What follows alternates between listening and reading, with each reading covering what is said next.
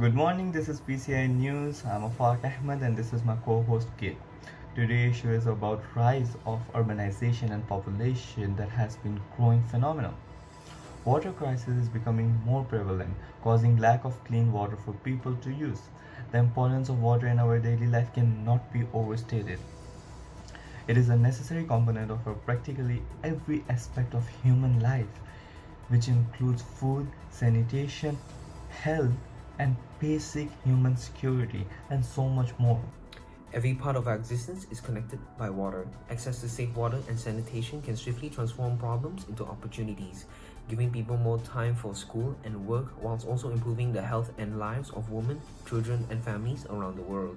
Today, around 771 million people, or 1 in every 10, do not have access to safe drinking water, and 1.7 billion people, or 1 in every 4, do not have access to one toilet. Despite the many campaigns to save the water, people often still do not realize the impact and depth of the situation, not realizing how serious of an issue this is. So today, we are going to change that. PCI currently reporting live from Subang, Malaysia, where Malaysians deal with floods and heavy downpours and still struggle with their water supply. Over to you, Gina. Thanks, Kit. Here I am reporting live from Taylor's University campus, where many students coming from all parts of Selangor suffer from the lack of clean water. There have been many complaints that they do not have any clean water to shower with today just before they left for campus. Thus, there is a strong, horrid stench walking all around this campus. Here I have some students with me. Hi guys, have you all showered today? I haven't had any clean water since yesterday, so I had to buy mineral water to clean my dishes. I was actually halfway through a shower this morning when suddenly the water started turning dirty brown. I haven't showered in 3 days. You heard it from the people themselves. There is not enough clean water. To make matters worse, this year itself, Malaysia has struggled with many floods that have affected and displaced many people from their homes. Despite Selangor being such an up and rising state, it struggles with clean water supply. Back to you, Afaq and Kit. Thank you, Gina. Aside from live reports on the ground, there has been recent survey conducted by our research team concerning the water crisis. We have 4 of our top research members here that have some inside information to be shared. Now over to you guys. Thank you, Afaq. Recently, our team conducted a survey to observe the general public's knowledge and understanding of the term water crisis. According to our survey, 80% of the responses were from Malaysian citizens, and 65.8% of these responses were from people of ages 30 and above. Firstly, we asked them what they understood by the term water crisis. Remarkably so, many of the people were able to constitute this term to its actual meaning, while there were still quite a few people who did not fully grasp the general definition. Next, we asked them to estimate the percentage for global citizens as well as Malaysian citizens that they think have access to clean drinking water. 95% of the responses underestimated the percentage for global citizens, while 99% of the respondents underestimated this percentage for Malaysian citizens. This goes to show that majority of the people are generally unaware of Malaysia's water management along with the water management around the world. Next up, we provided them with a list of options and factors that possibly pose a threat to water resources, and we asked them to select the ones that they think are the general threats. Out of 152 responses, 110 responses selected all the listed options. This goes to show that people are actually aware of the factors that are posing as a threat to existing water resources, even though this crisis suffers from lack of communication from the governing bodies and the community all over the world, and generally in Malaysia as well. Thank you. Next, we look at how respondents organize the prioritization of water resources. The World Water Council has advised nations to allocate their water resources between 4 main aspects of their society. We gave several options and asked our respondents which of them are the 4 main aspects. 80.3% of respondents correctly chose citizen sanitation and consumption. 74.3% correctly chose food and rural development. and 67.1% correctly chose economic and commercial development. However, the fourth most common aspect, respondents chose poorly, with 53.9% of respondents choosing reservoirs in the event of increased demands. Only 20.4% correctly chose biodiversity and cultural heritage as one of the four main aspects. From this, we can discern that there is a lack of communication between governing bodies and citizens on what water supply is expectantly being allocated to. We then asked our respondents their opinion on the idea of accessibility to safe water, being able to improve a nation's overall health, education, and economic prosperity. Majority of them believe that widespread access to safe water can greatly benefit a society.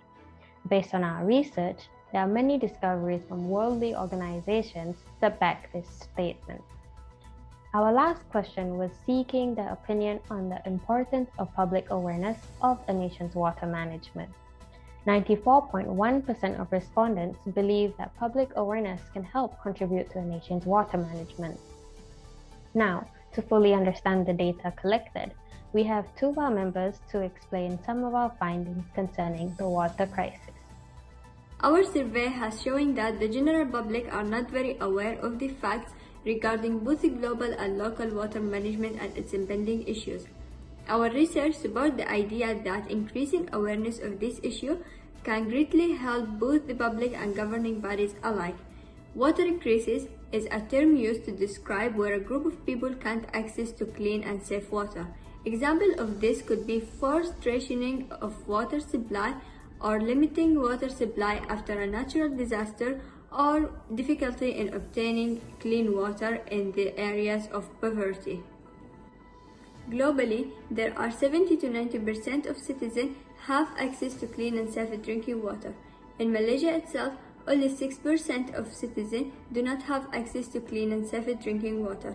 However, 24 to 36% of the population in some rural communities do not have safe drinking water, especially in the villages of Malaysia's indigenous minority, the Orang Asli. Drinking untreated water can result in high level of waterborne diseases such as cholera, typhoid, eye infection, intestinal worms, diarrhea, and many more. Moving on, there are many factors that pose a threat to our existing water resources. Malaysia faces many of them. To name a few, it would be the population growth and rapid industrialization. These factors bring about heavier demands on the water resources, competing for the already diminishing water availability. The need for optimum utilization of water takes on greater urgency, aiming towards efficiency and effectiveness of use, as well as conservation and sustainability. Many of our respondents did not know that biodiversity and cultural heritage is one of the four main aspects that the World Water Council advised nations to prioritize. Government bodies should make more of an effort to inform the public about the allocation of water resources, as well as justify its importance. The government should educate and encourage people to make changes that could minimize the water crisis phenomenon. This involves education to motivate new behaviors as coping with the coming era of water scarcity.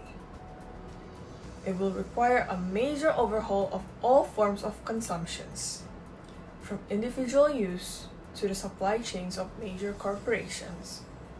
That's all from the research team. Back to you, Kit.